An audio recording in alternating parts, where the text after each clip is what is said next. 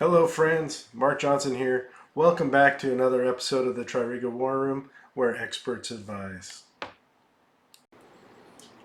Hello friends, in today's episode we're going to load some data using Data Integrator. Now, we're not going to go through all the different details and scenarios that you can load data with Data Integrator because I would need to already have different sets of data in here, for instance, to do the associations and then create workflows to fire off the associations. So we're not at a point in our development where we would be able to reliably do that. However, we are at a point in our series now where we need to start getting some base data or portfolio data into the system. And we're going to start off using Data Integrator because it's pretty much the oldest method in TRIRIGA for loading data. It's not the preferred or recommended method anymore. There are a lot of limitations to using Data Integrator, but sometimes it's just very quick and easy, which is kind of nice for what we want to do here. So the type of data that we're going to load today is going to be geography data. Now, you can learn more about Data Integrator by going to the documentation for it's the app build data management documentation, to be specific. And then there's a whole chapter, it's the chapter 2 in the 4.1 documentation that it deals with Data Integrator. So you can kind of go through that if you wish to get a little more depth and details. And I may show you some of the documentation too as we go along. But first of all, there are some things that we're going to need to do in order to load the data. So I'm going to start off by going and logging into TRIRIGA, and now I'm going to go and log into the admin console. So I happen to know the URL to get to the admin console, so I can go directly there. So the most important thing is, first of all, in order to use Data Integrator, the agent has to be running, and we need to know which agent which server rather the agent is running on, because you need to upload the file to the server that the agent is running on, otherwise it won't process. So if you are in an environment that has multiple servers, you have app servers and process servers and other servers, you have to do your DI file on the one where your data import agent is running. Now, for my purposes in my VM, everything is running on this one VM, so I don't really need to do anything because it's just on this server. But if it was split out, right, let's say I have the data import agent is running on the process server for some reason. Well, if I upload the file to the app server, the process server isn't going to be able to pick up that file because that file is going to physically reside on the application server, right, in the user files folder of the TRIRIGA installation. The process server does not have access to that folder structure and those files. It only has access to its own folder structure and files. So the file has to be uploaded to the server, to the correct server. So if you make a mistake, you'll figure it out eventually because you'll upload your file and you're going to keep checking and checking and waiting and checking, and you'll see that, hey, my file never loads, and you'll come and then finally figure out that, oops, I did it to the wrong server. Now, what you can do in that scenario is you could just stop the agent running on the one server and go start it on the other server, and then it would, be able to pick up that file and process it. But better just to figure out, okay, where's my agent running first, and then go to that server. There is one other setting that deals with your data import agent, right? And that's the number of threads that it has available. So you can sometimes run into issues if you don't load your data in a very structured and ordered way. The fact that there's multiple threads pulling data, that some data can get grabbed and try to be loaded before other data is there that you want. So I've actually seen somebody try to, set this down to a single thread so they could try to force the order things were going and be unloaded. So I think it's much better to organize your load files instead of trying to do that. Right?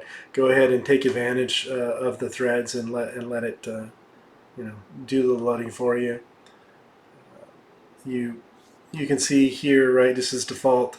The workflow agent has like 80 threads, so the DI only has 6. You think, well, okay, maybe I can bump that up. Sure, you might be able to.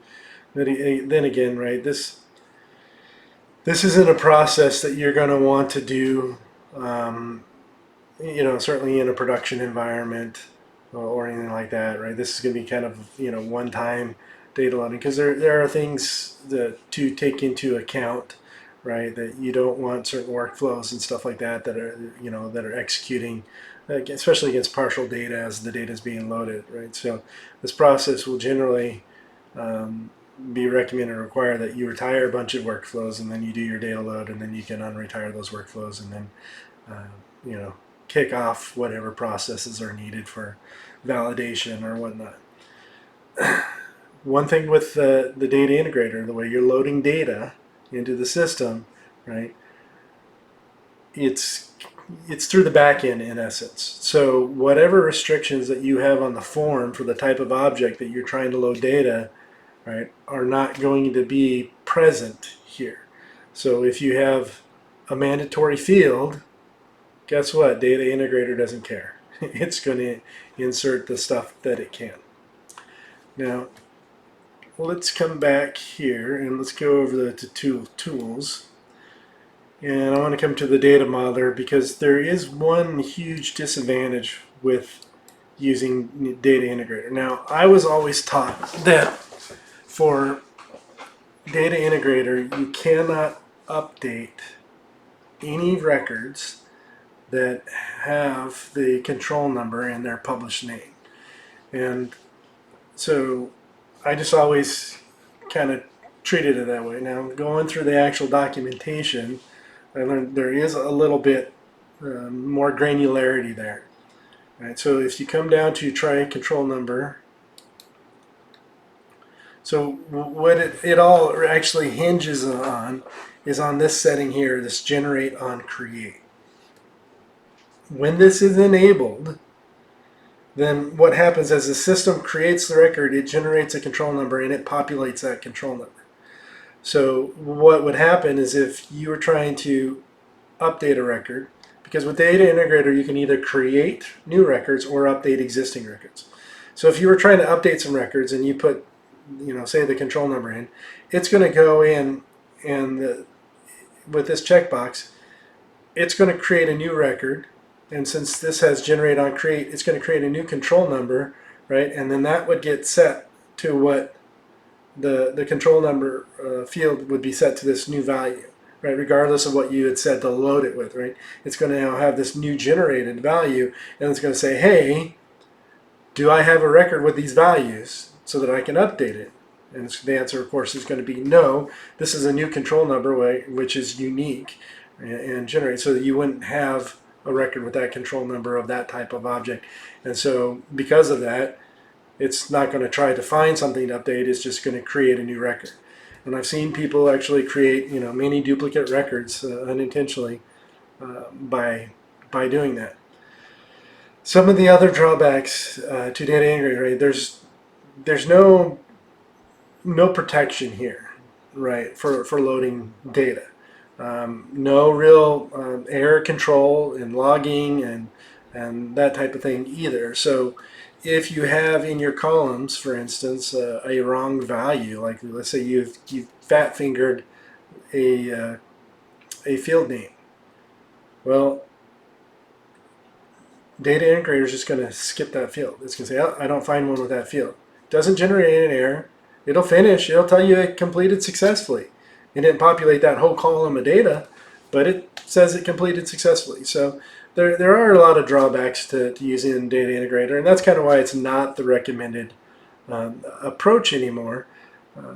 Some of our newer things like integration object and the data load manager are the recommended way for loading data now, because you do have better visibility and control.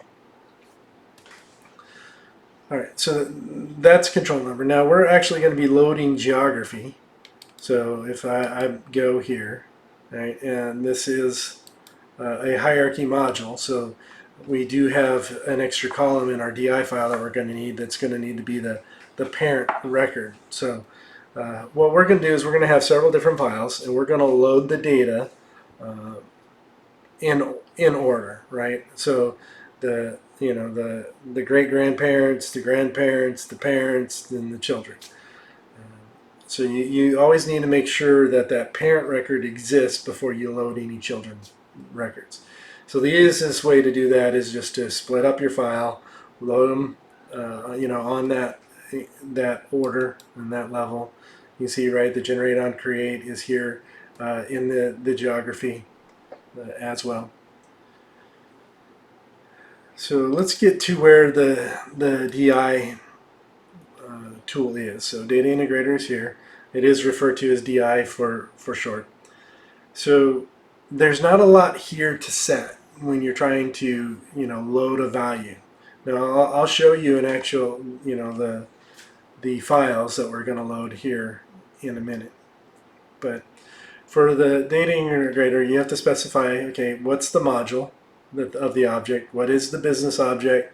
What's the form that object's going to use, right? Because some objects can have multiple forms, right? The import type, you can see it's just add.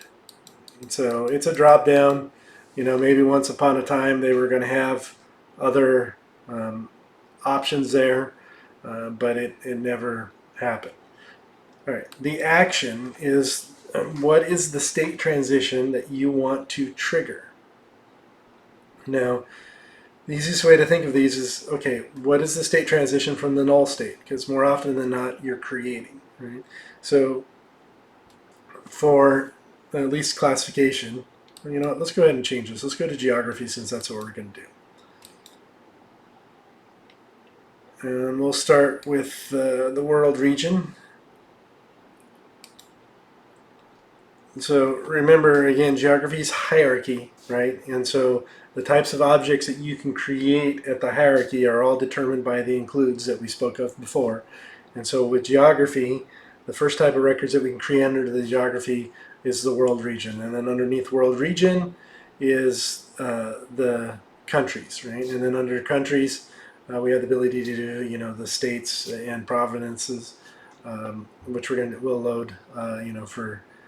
We'll do basically North America. We'll do the U.S. and Canada. Then under the countries, then we're going to load the states and provinces, and then we'll load cities. And so what I'm going to pick is just some cities where some of the universities are, or actually where all the universities are, for the universities that make up the Mountain West Conference, which is a United States sports or college sports conference. This is going to go with our CST Sports custom object and stuff that we're creating. I want to have the information. Ultimately, I want to have information in the system as far as like what universities, conferences, the players, that sort of thing. And it's going to get a little complicated because conferences can have different universities in them for different sports. For instance, in the Mountain West Conference, Hawaii is a member of the conference for football only, but not basketball. All right, coming back to Data Integrator. So the first thing that we would load is going to be world region. All right, the import type is add. The action is going to be create draft. Right, there is upload hidden. Now, a lot of times you would potentially select upload hidden here because the try create draft has certain validations on it depending on what the object is. I'm not sure if there is for geography here. We'd have to go look at the state transition and see what workflows get called. But for the type of data you're loading, you do want to be aware of that, and so maybe we'll go take a peek here in just a second. Right? So generally in TRIRIGA, right, you might have a validation workflow like save permit data, that type of thing on the create draft. Where on the upload hidden, you may not have any validation at all. Because the upload hidden is kind of assuming, okay, you're doing a data load process. The data is already validated. I don't need to run extra validation. Where on the try create draft, right, that's going to be the transition that's available to the user as they're entering in data in the form, right? They'll click the create draft button in the form. So to separate the transition that gets used from the data loading versus the transition that gets used in the form, we can do that, right? And then there's validation and all that. So that's one good instance for using the upload hidden.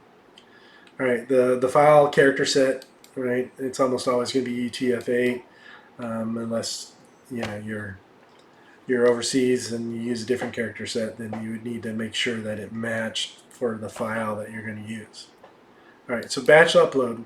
What this has the ability to do is basically set a schedule to where it's going to go out on the server itself and it's going to check for a file of a specific name at a certain time every day, and it's going to try to import that data. And you have the ability to set an email address for it to send a confirmation email that it's sent. Again, this requires placing the file onto the server. So if you're going to do batch uploading, you definitely going to need to implement some sort of facility for maintaining and cleaning up records once they're no longer used. Otherwise, your file system is going to grow larger and larger and larger because the log information and everything else that is in there. So the most important thing for loading is you have to have in your file the fields that make up the published name of your object, right? That's how Data Integrator is going to be able to find and say, hey, does this record exist already or not? Right? So whatever the published field is, make sure you add those things. Now, you can add the columns and just go and do this, manually, right? It's just a tab delimited text file is all that the Data Integrator uses.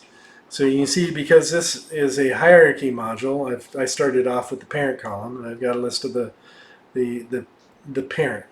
So there is a root node in geography, and it's called geography. So if I didn't specify a parent, then everything is going to get loaded adjacent to that in the database, and it's not going to be a true hierarchy, and it's going to cause you some issues and problems. So this is actually the #1 way that I see data getting misloaded into the hierarchies. It's one of the things that I check when I'm doing an application health check to verify that they don't have junk data misloaded in the system. Now, it doesn't matter what order the fields are in. I could have this parent at the end, right? But you have to have a parent, and you have to have the path for that parent, right? So if you've got some data loaded already, you could go look at that, look at the TriPath TX field or TriPath SY field, and see what the hierarchy path is, for the record that's going to be the parent of the records that you're loading. So you can see here, just based off of the data, right, that these world regions are going to load in underneath the geography root node. And then we've got our continents, basically, right? Africa, Asia, Europe, North America, South America. We have Middle East, Oceania, Central America. These world regions, this is actually a file that I've had for probably 12, 13 years. When I first started in TRIRIGA, it seemed like every implementation we were on, we were having to load in some portfolio data. So for the purposes of our demo and what we're doing, right, I only really need North America ultimately for the portfolio data that I'm going to have in there. But I'm going to go ahead and load these other records. It's not going to hurt anything.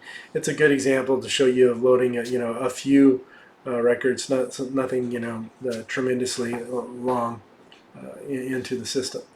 So you can just create this with a text file. Sometimes it's easier to do this in Microsoft Excel. Just remember to save it as a tab delimited text file. If you don't know the name of the fields, right, then you can generate the file, the header file. You can generate it from TRIRIGA. And it might be the best way to do so that you don't end up accidentally fat fingering any of the names, right? Because it is case sensitive, right? And this has to be an exact match for a field name on that object. If it is not, it just simply disregards the data in that column and then would move to the next column. So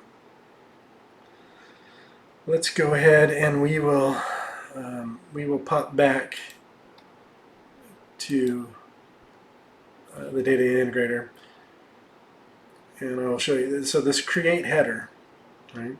With the create header, you have the ability, and you can see what the required fields are. Now, the best thing to do if you're going to be loading data is make sure you select all of the created, or all of the required fields, which we can see this is required, right? The other thing again is make sure you have the values that make up the published name. Now in TRIRIGA, in the portfolio data, the published name is the triname TX field, right? However, because it's a hierarchy module, right, the path also takes into account, right? Because you can have a parent with the name and a child with the same name, right? You just can't have siblings with the same name. So it's really the path, or the parent value, and the name that are going to make up uh, the uniqueness of the record. So it's the name and under the parent, which parent that it goes to. So we already have the parent column.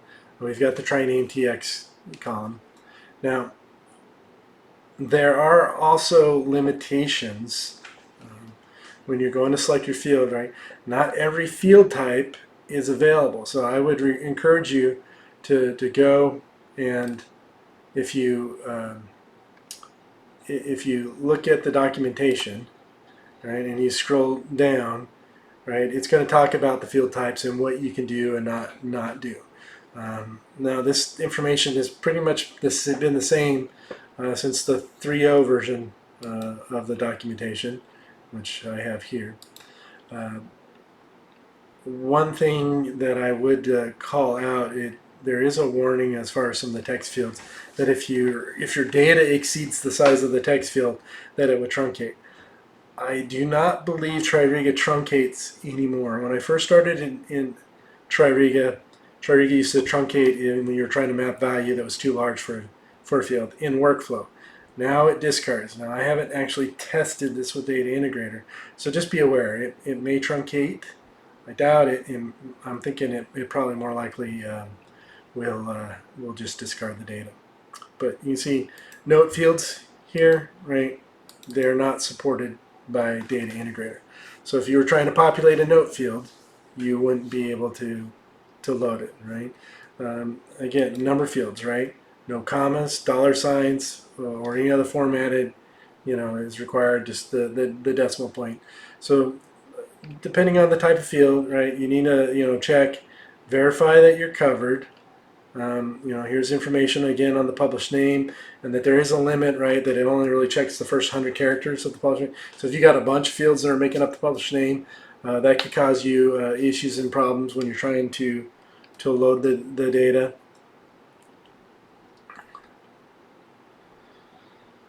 All right, I will go ahead and move this back out of the way, and let's go ahead and let's navigate away from here and go back to the data modeler, and let's go open up the geography, and we'll open up the world region.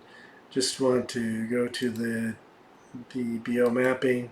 So again, just to show, just to verify, be absolutely sure we know what our published name is. In this case, the published name is just the name field. You see, so we don't have to worry about anything else. So the DI file that I have, I know it already works. I've used it dozens of times before, so I saved it, right? Why recreate the wheel? I know it works. Now, we can go ahead and go back to your tools and go back to Data Integrator. Let's reselect this. Again, make sure you're very careful that you select the correct object that you're loading. Right? Otherwise, you could potentially, inadvertently, create the wrong type of records. Oh, that's what, the other thing I wanted to do was, what? Since I spoke about it, let's go look at these state transitions and just see what logic occurs on it, right? And is it logic that we really need to have since we're loading something that we know is, in essence, already validated? So we will go to our state transition. Remember, it's the workflows that are on the sub-actions in the state transition family. So if you recall, right, when we were looking at the action that was available, it was just these 3 actions that we saw. So I'm going to open up the create draft sub-action. So we can see there is a permanent save validation workflow here. All right, let's click on view. Let's look at it and let's see what it's doing. So it's just getting the temp. It's doing the module level.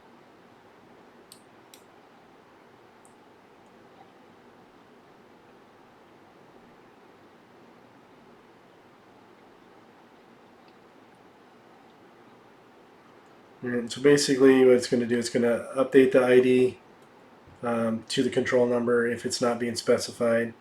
But if you recall, right,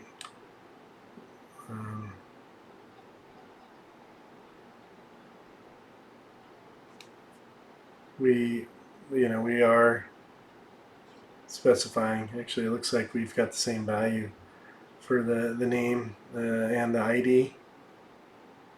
So, which doesn't hurt anything. It's both tech. So maybe we want to take out the ID column and the data here, and then we can let the workflow run.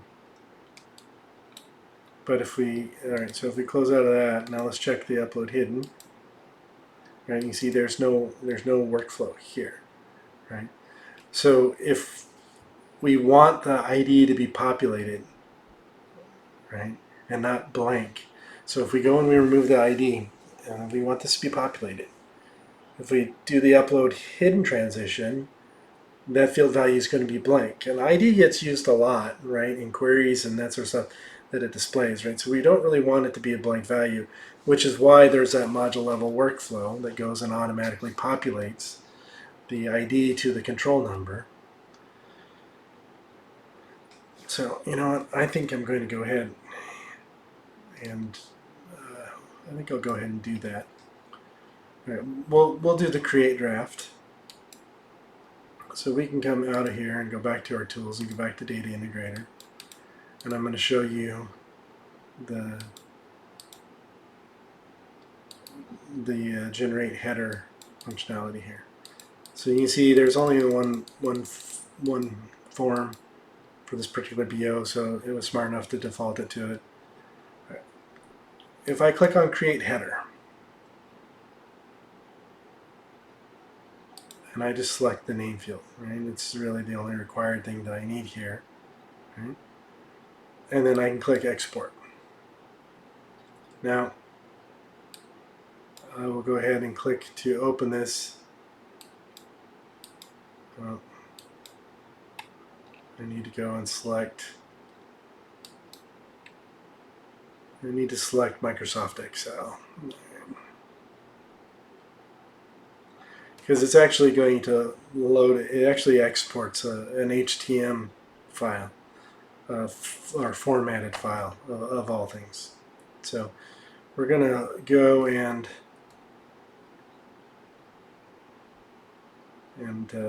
open up, okay, we want Microsoft Office, right? So programs, I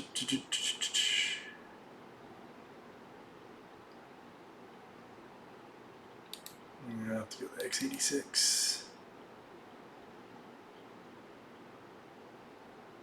Oh, Oh, that's the problem, because this is a VM and I don't have Microsoft Office here in the VM. So let's go and let's go see if we can just open it.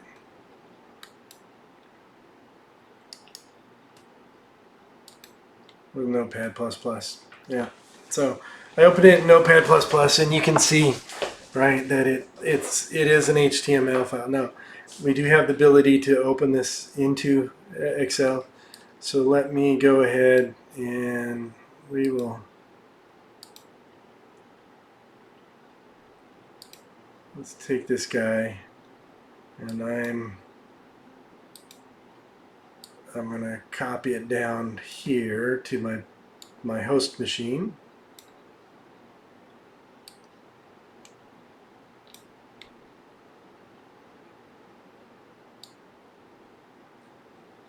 Alright, so I have it on my host machine now, and I'm going to, since I have Microsoft Excel, so you can see it's read the HTML file, and that's the only thing, right? Because it's a hierarchy module, then the first thing I would need to do is I would need to put parent, right? And then I can save. So this gives me the field that I want. So sometimes it's easier just to come and get this, and then let's save this as, not as HTML, but we are going to do a tab delimited text file.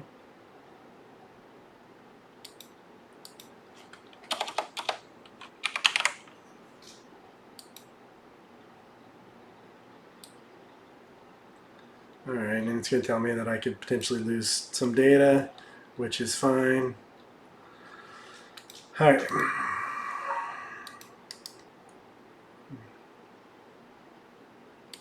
Now if I open it, you can see, right, it's just tab delimited, try name tx, try parent tx. Now we've already got the value that we want. So what I'm going to do is I'm going to take the file that I already created, and I'm going to just go ahead and drag it up here into my downloads folder. And that way I can select it. Since my TRIRIGA instance, I'm logging in through the VM. I'm not logging in through my host machine into TRIRIGA. Okay. So to avoid typos and fat fingering, whatever. So if you select whatever fields you want, you're gonna export it. Remember, it exports as an HTML file, right? So it's not a tab delimited file. So you have to open it up, and then in Excel, and then save it as a tab delimited file. All right. One other thing that I want to talk about as we load our data. Let me go ahead and select this. It's now you can see I've numbered my files too, because it's hierarchy and I'm loading them in order, so I've got it marked as the first one.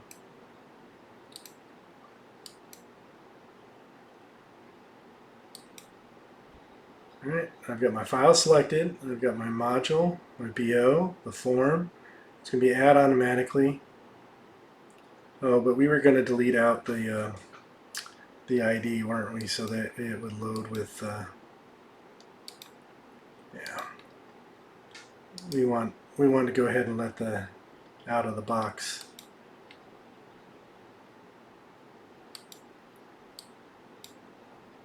So what I'm going to do is I'm just going to come and delete each row from the end of the name field.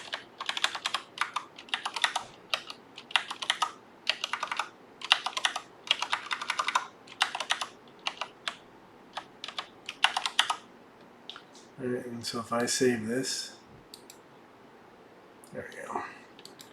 So now I'm going to go ahead and have to create draft, so I should get my world regions created underneath my geography root node, and then I should have the system generated ID TX field populated from the control number. So I will go ahead and click Upload File. Now it pops up this little window, says, hey, your file is queued for processing. You will be sent a notification when the upload is complete, right? That is a TRIRIGA notification. If you sit here and wait on this screen for another pop-up or notification to tell you that your file has been loaded, you will be waiting here forever, right? So what it's talking about is from the home. Now when I first learned how to do this, I used to have to go and actually use a landing page that had the notifications and the on it, right, so that I could now this particular landing page doesn't, so I can't even go to it to see when it's finished, but I just have to keep going and clicking and coming back and clicking, right? However, if you come under Tools and let's see, it's going to be Tools and then I believe System Setup. And then there's an upload, data upload. All right, so data upload and data upload errors. These are two things that you can see. So every time you do a DI file, it creates a data upload record. So if you come here, you can see that there is we've got a record for our DI file. Now when it's finished, this roll up all completed is the value that it'll show. That's how you know that it's finished. It'll have I think it says in progress or something like that while it's going on. But we can look at this and there were no data upload errors. Now again, this is not very robust, right? If I had a typo in a column name, it just skipped that column. It doesn't consider that an error, right? So it would just move on. But if there was errors, there's an error record that gets created. I haven't really found them to be useful, but this data upload is probably one of the easiest ways to come, because you can just, this is a query and you can just refresh it and you can wait until you see the roll up all completed, and then you know it's been loaded. So that means now if I I come to my portfolio, right, and I come to my geography hierarchy, I should have world regions, and look, I do, and look, right, I can happen to tell what order things got created in based off of their control numbers. Which I'm just curious, if we look here, you can see, right, the first record we had here was Africa, and it actually ended up being the 5th record that got created. Asia was the second, North America was the first, right? So the order that you have records in here, right, does not guarantee that they'll be processed in that order. Remember, this is multi-threaded. You've got multiple records getting picked up at the same time, threads kicking off, and threads, processing. So do not rely on this to try to get data loaded in a certain. If you have to have data loaded in a certain way or in a certain order, then you need to structure your load files accordingly, right? You load the file that has the data you want to go first, and then you load file that has the data you want to go second, so on and so forth, right? And you just repeat this process. One other thing to be aware of here, right, is we triggered the create draft state. Now, for a lot of things, draft isn't a valid state for us to see things in, right? It doesn't mean anything. So historically, this has kind of been one of the issues too, right? You would load all this different portfolio data, and then you had to go back and you have to, either, click in it one by one and then say, activate, right? And then let it go through the process, or you could create an editable query, right, where you can mass select the objects into them. One of the other things that you have the ability to do as well is you have the ability to create an association between objects when you're doing your your data load. Now, we didn't cover it. It's kind of outside the scope of this purpose. But if you go to the documentation, it does talk about it.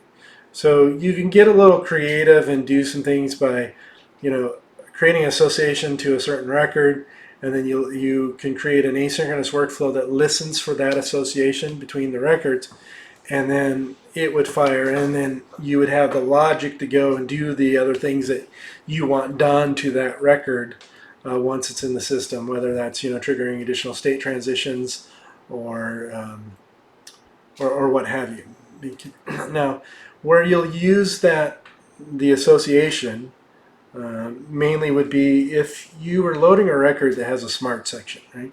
You don't have the ability to populate or set a smart section with a DI file, right? But you could create an association to that underlying record using a specific association string, right? That's unique, not just the general relationship between the two records, and then have a workflow that listens for that particular association, and then inside that workflow, you would then know and say, okay, this is the association that I used that told me that I need this to be a smart section.